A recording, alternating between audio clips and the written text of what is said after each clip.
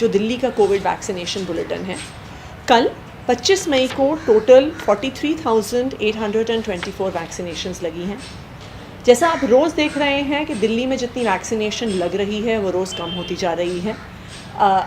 इससे पहले हफ्ता भर पहले तकरीबन एक दिन में 1,25,000, 1,30,000, 1,40,000 के आसपास वैक्सीनेशन लग रही थी। लेकिन एकदम से वैक्सीनेशन इतनी कम इसलिए हो गई है क्योंकि 18 to 44 की जो युवाओं की वैक्सीनेशन है वो दिल्ली में बिल्कुल बंद हो चुकी है। आज तीसरा दिन है जब दिल्ली में युवाओं की वैक्सीनेशन जो दिल्ली के सरकारी स्कूलों में हो रही थी वो बिल्कुल बंद। आज एक भी स्कूल में एक भी युवा को टीका नहीं लग रहा है। जो 45 प्लस का एज ग्रुप है उसकी भी एक वैक्सीन जो कोवैक्सीन है वो भी समाप्त हो गई है। कुछ दिन पहले तक जो थोड़ी बहुत कोवैक्सीन की डोजेज़ अवेलेबल थी उससे हम जिनको कोवैक्सीन की सेकेंड डोज की ज़रूरत है वो लगा रहे थे, लेकिन अब वो भी बंद हो चुका है।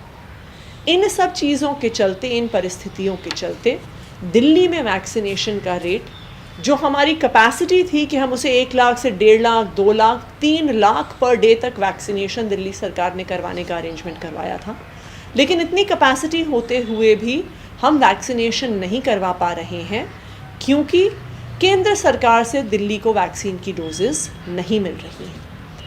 जो 45 प्लस की वैक्सीनेशन है वो सेंट्रल गवर्नमेंट से डायरेक्टली आती है, उसमें कोवैक्सीन कई दिनों से ख़त्म है, कोविशील्ड अवेलेबल है। जो युवाओं की वैक्सीनेशन है ये राज्य को लेनी होती है, लेकिन जैसा कि सीरम इंस्टीट्यूट और भारत बायोटेक दोनों ने हमें बताया है कि केंद्र सरकार ये बताती है कि किस समय किस राज्य को कितनी वैक्सीन जानी है। तो जब तक केंद्र सरकार दिल्ली को वैक्सीन नहीं देती है, जब तक केंद्र सरकार सीरम इंस्टीट्यूट और भारत बायोटेक को गो अहेड नहीं देती है, तब तक दिल्ली के युवाओं को वैक्सीनेशन नहीं लगेगा। आज जितना भी वैक्सीनेशन दिल्ली में हो रहा है युवाओं के लिए वो सिर्फ़ और सिर्फ प्राइवेट अस्पतालों में हो रहा है, जहाँ पर कोई भी आज के दिन में अस्पताल जाने से डरता है क्योंकि उन्हें लगता है कि अस्पताल जाने से कोविड इन्फेक्शन होने का खतरा है।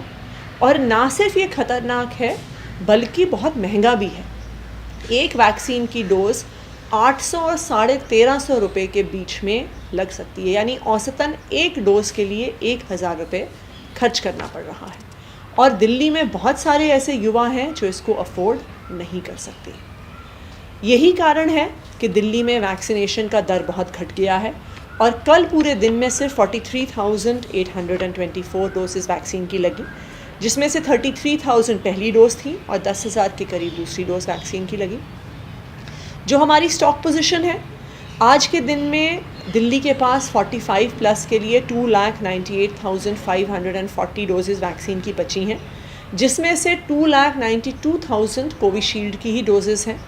कोविशील्ड हमारे पास 12 दिन की वैक्सीनेशन के लिए अवेलेबल है, यानी 12 दिन तक और कोविशील्ड की वैक्सीन हम लगा सकते हैं।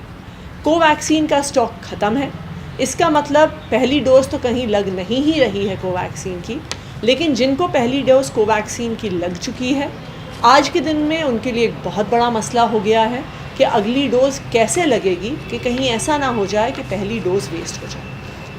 18 to 44 जो हमारी युवाओं का कैटेगरी है उसमें वैक्सीनेशन बंद है। आज दिल्ली में एक भी सरकारी स्कूल में युवाओं को वैक्सीनेशन नहीं लग रहा है।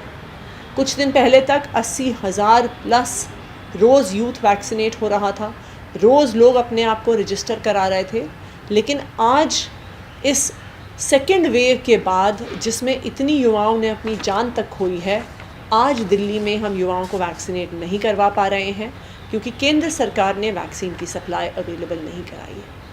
आज हम केंद्र सरकार के सामने फिर से ये अपील करते हैं कि जल्द से जल्द दुनिया में जो और वैक्सीन्स हैं, चाहे फाइज़र है, मॉडर्ना है, जॉनसन एंड जॉनसन है, उनको जल्द से जल्द भारत में अप्रूव करें। ये सारी WHO अप्रूव्ड वैक्सीन्स हैं और इनके मैन्युफैक्चरर्स से बात करके इनकी प्रोडक्शन इंडिया में शुरू कराएं। जो इनके स्टॉक्स विदेश में हैं उनको ख़रीद कर हमारे युवाओं को वैक्सीनेट करें, क्योंकि अगली वेव से बचने का सिर्फ यही तरीका है। Thank you.